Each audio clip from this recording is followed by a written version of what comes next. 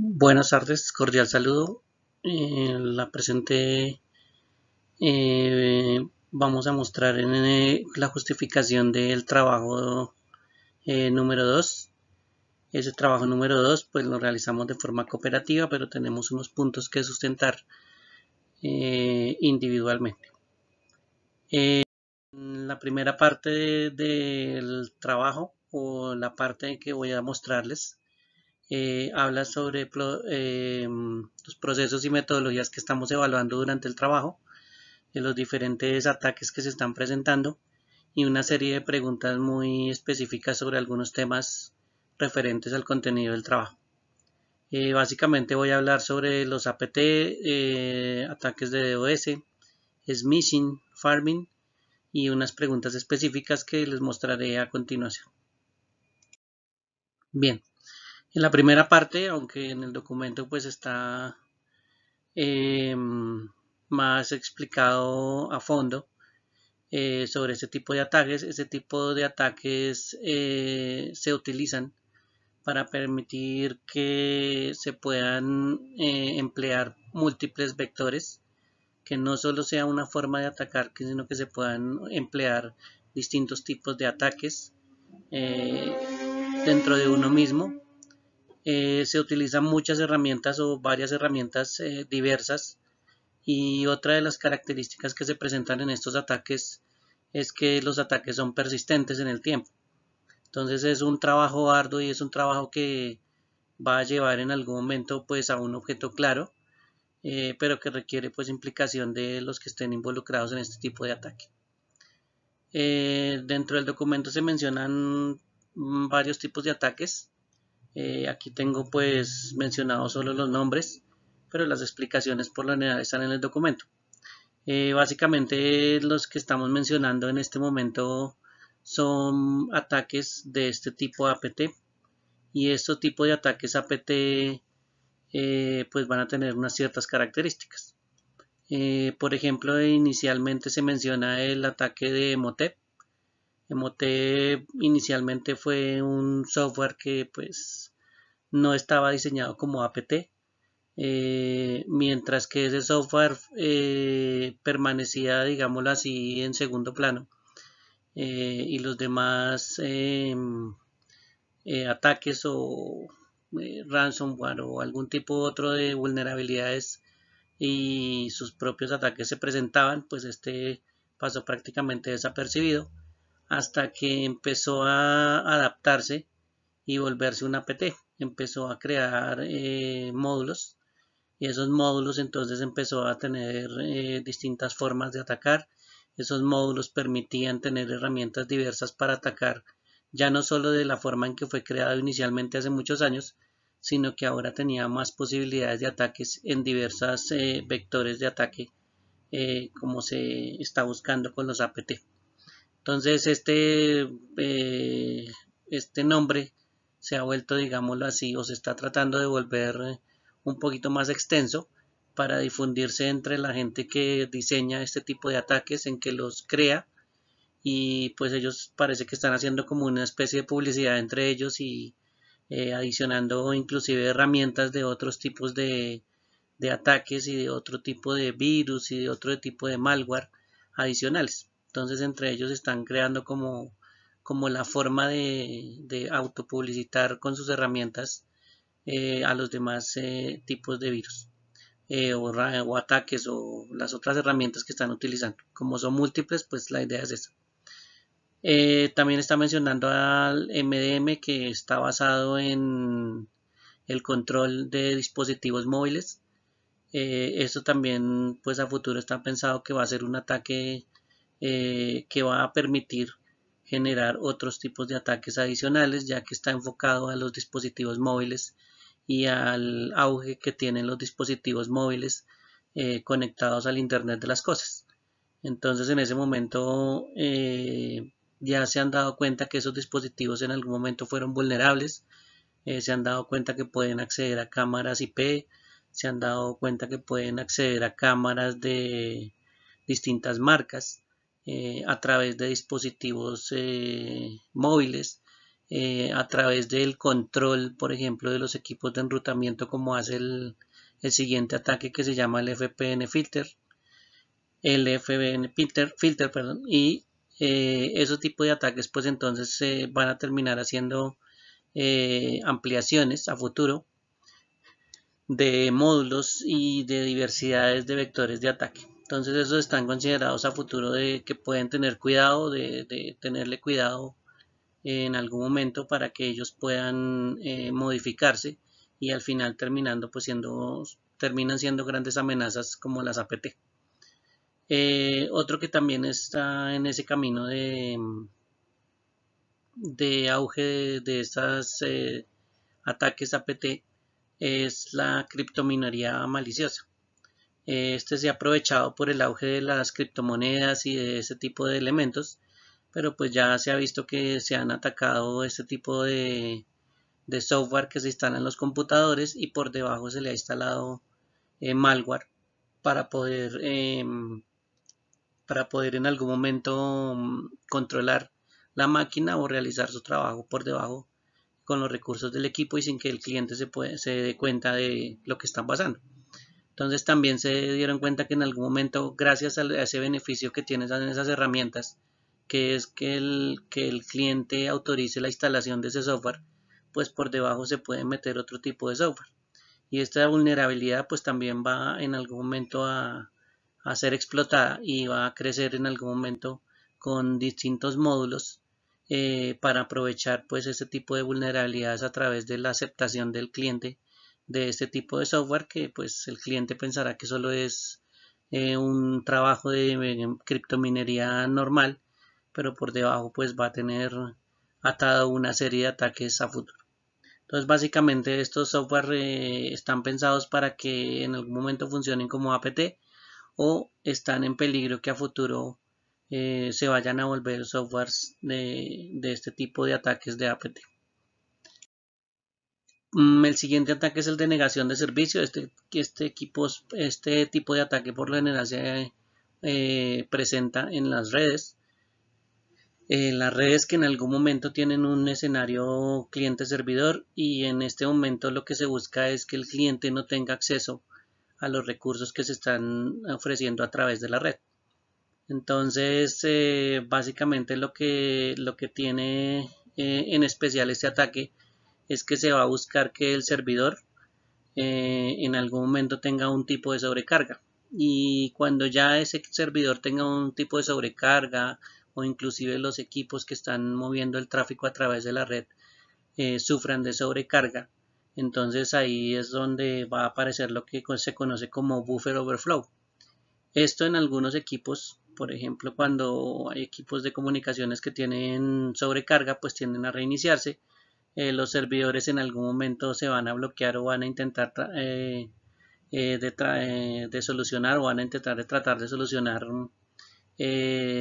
lo que están en proceso y efectivamente pues la sobrecarga sobre esos equipos también va a hacer que el cliente no obtenga su servicio y se le deniegue el servicio.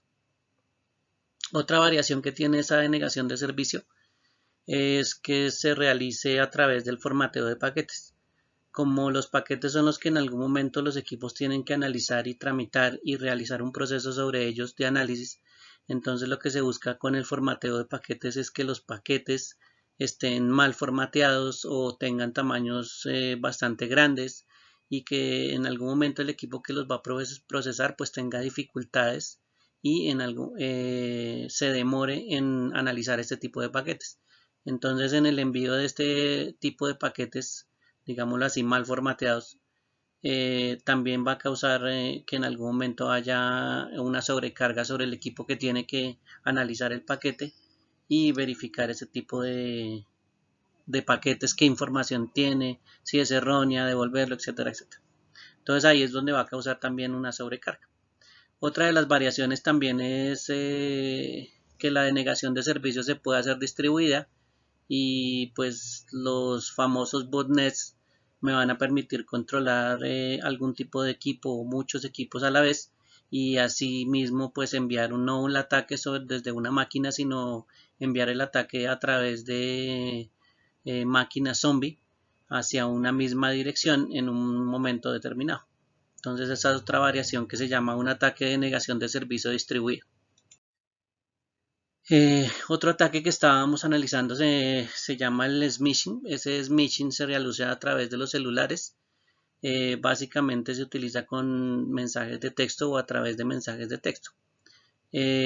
Por lo general se ha visto que los mensajes que se envían tienen que ver con familiares o tienen que ver con que el atacante se pasa con un familiar, por ejemplo un primo. Muestra que en algún momento con ese grado de confianza o familiaridad con que trata el atacante a través de ese mensaje, pues se puede inducir a que la persona que es atacada confíe y efectivamente pues acceda a una serie de mensajes posteriores o de acciones que le va a pedir el atacante. Entonces básicamente eso es como la búsqueda de confianza contra los atacantes. También se aprovecha de pronto de la ingenuidad de la gente y es que puede recibir un mensaje diciendo que se ha ganado un concurso por ser no sé, un televidente especial de una cadena como RCN, Caracol, y ahí es cuando a través de ese mensaje pues le van a decir que de pronto se ganó algún premio, que tiene que hacer alguna reclamación de un vehículo, de dinero, pero que adicionalmente con las condiciones que se van presentando posteriormente pues se tiene que enviar de pronto información al atacante o se tiene que de pronto enviar en ciertos casos algún tipo de dinero para recibir en teoría después de este tipo de premios. Entonces este ataque básicamente pues se basa en la ingenuidad del usuario que está recibiendo este tipo de ataque. Otro ataque también presentado es el farming. El farming básicamente lo que hace es suplantar una página que usted ya conoce. Es común de pronto que le suplenten a usted páginas web de bancos, páginas web de algo tan sencillo como Facebook, y como el aspecto visual es el mismo, entonces esa página que está suplantando a la real va a empezar a captar toda esa información que necesita el atacante. En el caso de bancos, pues puede de pronto digitar contraseñas, usuarios de cuentas bancarias. En el caso de Facebook, pues con el usuario y la contraseña de Facebook pueden acceder a posterior información que tenga internamente esa persona, y entonces así es donde van a realizar pues el inicio del ataque.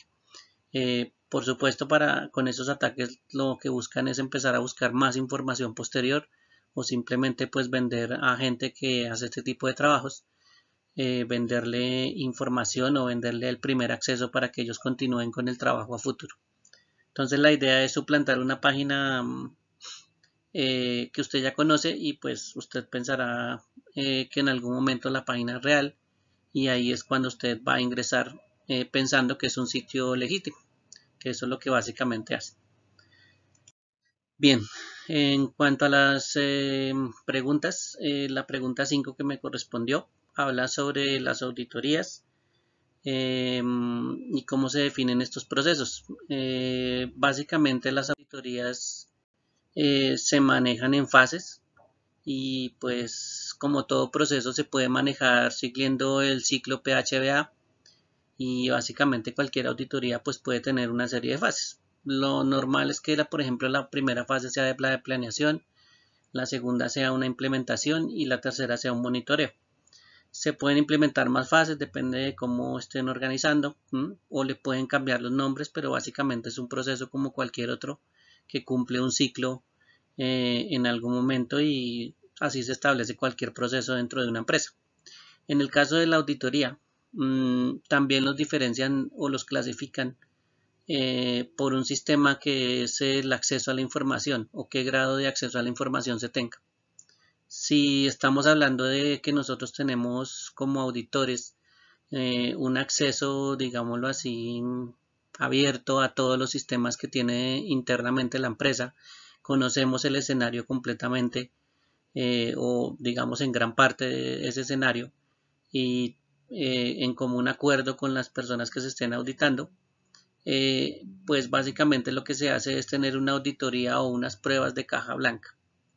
Ahí es cuando, basado en la información, en el acceso a información que tiene el auditor, que en este es prácticamente el acceso a todo o la mayoría parte de la información, pues entonces el trabajo de caja blanca va a ser un poco más fácil. ¿Por qué sería un poco más fácil? Pues porque toda esa búsqueda de información inicial no la va a tener que realizar porque ya tiene acceso a ella. Y esa es una de las diferencias que tiene con los otros dos métodos. Por ejemplo, en la caja negra básicamente la información no existe y pues el auditor va a tener que empezar a buscar toda su información o va a tener que empezar a recolectar toda la información desde la parte pública hasta la información que esté en proveedores de la empresa que esté auditando y posteriormente pues cuando ya tenga la recolección de la información y empiece a realizar ataques de penetración, entonces explote todas esas vulnerabilidades o descubra todas esas vulnerabilidades que tiene la empresa.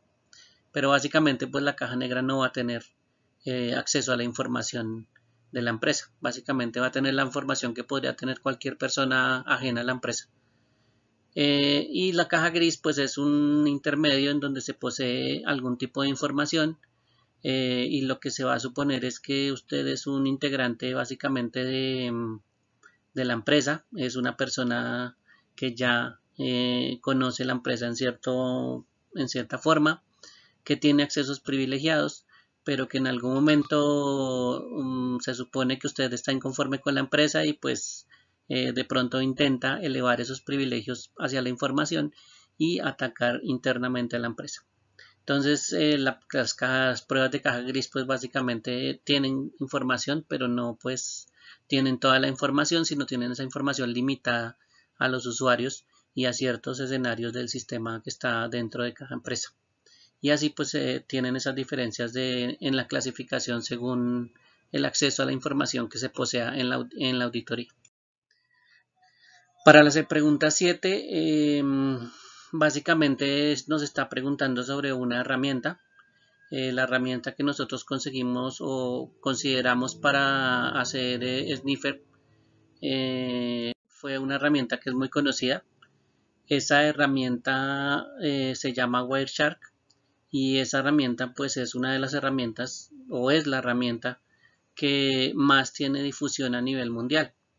Esa herramienta que me sirve para husmear o hacer Sniffer me va a permitir en algún momento observar que es utilizada en ámbitos educativos, que muchas empresas la conocen, que prácticamente a nivel mundial es la más conocida de todas las herramientas.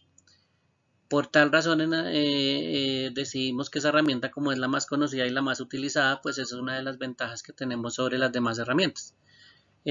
Aunque esa no es la única, el resto de las herramientas pueden hacer bastante de los trabajos que realiza. Las ventajas también adicionales sobre esta herramienta de Wireshark es que permite analizar cientos de protocolos y cómo ha sido evolucionada y cómo ha sido apoyada por muchos expertos en tecnologías de comunicaciones, en protocolos y en muchos estándares, pues entonces esa evolución de la herramienta pues ha sido bastante grande y por eso pues puede analizar muchas cosas y tiene muchas ventajas. Se puede instalar en muchos ámbitos de sistemas operativos, se puede instalar en Windows, Linux, Solaris, FreeBSD, perdón, entre otros. O sea, es una multiplataforma.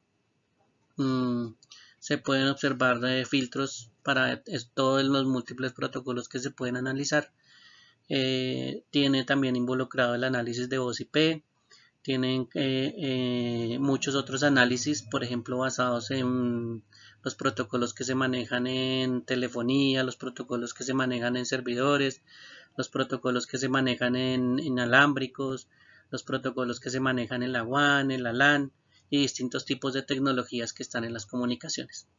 Por este motivo, pues hemos en algún momento decidido que la herramienta es la ideal. También se ha creado una matriz DOFA básica de lo que me permite tener esa herramienta, de sus debilidades, las oportunidades, las fortalezas y las amenazas. que se pueden presentar con ese tipo de herramientas. Entonces básicamente ahí está la matriz DOFA, y pues esta herramienta nos parece bastante útil. De pronto el manejo inicial es un poquito complicado, se requieren conocimientos como todas las herramientas de sniffer de protocolos y de qué pasa por la parte interna del protocolo, pero pues básicamente es un proceso de aprendizaje sobre esa herramienta. Y pues de pronto la dificultad es ese proceso inicial de familiarizarse con la herramienta y de aprender a manejar la herramienta y poder realizar ese proceso adecuadamente. Para la pregunta 9, los expertos de seguridad pues están buscando una herramienta y básicamente están mirando herramientas que tienen o que están instaladas dentro de sistemas operativos que ya están adaptados para este tipo de trabajo de seguridad informática. En este caso, pues la herramienta que estamos en algún momento utilizando, que se puede utilizar en seguridad, es una herramienta que se llama Kali Linux. Kali Linux es una distribución que está montada en este momento sobre Debian, y esta herramienta, como ya está montada en el sistema operativo, pues ya lo tiene incluido. Y lo que contiene es distintas herramientas, cientos de herramientas realmente, que le permiten en algún momento realizar ataques de penetración, auditoría en seguridad y muchas otras tareas que se realizan en el ámbito de seguridad informática. Entonces estas herramientas pues me permiten realizar fácilmente el trabajo de seguridad, mientras que en algún momento pues usted conozca las herramientas, pues les va a ser más fácil el hecho de utilizar este tipo de herramientas. Se mencionan una serie de herramientas, básicamente se separaron, digámoslo así, en la función que hacen o en parte de la función que hacen las herramientas. Se mostraron de a dos ejemplos en el trabajo, y básicamente pues inicia con herramientas de recopilación de información. Por ejemplo, la herramienta de NSMAP o Nmap es muy conocida de pronto, la herramienta Nmap, que es una de las primeras herramientas que se utiliza para recopilar información a través de la red. Entonces, por ejemplo, se puede observar en los puertos y los servicios que están abiertos en algún momento sobre un equipo dentro de una red. Entonces esa me permite recopilar de pronto parte de la información que yo necesito dentro de otras muchas herramientas que existen. Análisis de vulnerabilidades, por ejemplo, sobre las bases de datos de SQL, por ejemplo el SQL SUS, que es una herramienta que me va a permitir en algún momento detectar las vulnerabilidades que tienen las bases de datos que están montadas a través de la red. Se pueden utilizar herramientas de ataque para dispositivos inalámbricos, por ejemplo la de Kismet y AiraCrack NG. Son herramientas que en algún momento van a atacar protocolos como el web, protocolos que tienen que ver con la seguridad y el cifrado de las contraseñas en la parte inalámbrica, detectar redes inalámbricas y por supuesto pues mirar esas vulnerabilidades que tienen ese sistema, que prácticamente es abierta la señal para nosotros. Herramientas también para aplicaciones web o que están diseñadas para verificar las fallas de las aplicaciones web como Grabber, WebScarab. Esas herramientas en algún momento van a permitir analizar aplicaciones web que están montadas en la nube o que están montadas a través de internet y empezar a verificar si de pronto tiene alguna vulnerabilidad, si por ejemplo se puede atacar con una herramienta de análisis de vulnerabilidades para hacer inyección de código, etcétera, etcétera. También hay herramientas como que hacen pruebas de estrés dentro de Kali Linux, por ejemplo la de IP versión 6 Toolkit, que empieza a hacerle una serie de pruebas al protocolo IP versión 6 y verificar si en algún momento tiene alguna debilidad de ese protocolo para poderla explotar con el tiempo. Otra herramienta es el THC SSL-DOS. Esa herramienta lo que busca es establecer si en algún momento hay un equipo que tenga una conexión SSL y tiene alguna vulnerabilidad o presenta alguna vulnerabilidad en ese tipo de conexiones SSL. Las herramientas de explotación que también se mencionan, por ejemplo, como el Router Exploit, el Red Fang. Otra herramienta es el marco de Metasploit, y ese tipo de herramientas lo que hacen es explotar esas vulnerabilidades, aunque hay herramientas que tienen muchas más cosas, pero pues la idea es que traten de explotar las vulnerabilidades que se encuentran a través de análisis de la red. Posteriormente, después de que se explote esas vulnerabilidades, pues va a venir un proceso de ocultar los rastros, etcétera, etcétera, pero casi siempre esas herramientas pues tienen todo definido, todas sus herramientas están definidas para hacer ese tipo de procesos. El sniffing o el spoofing, también se puede hacer ese tipo de procesos con herramientas como el Burst Suite o el SIPP, que es una herramienta que trata de verificar cuáles son las vulnerabilidades que se tienen a través del protocolo SIP, que es un protocolo que se utiliza en telefonía de voz IP.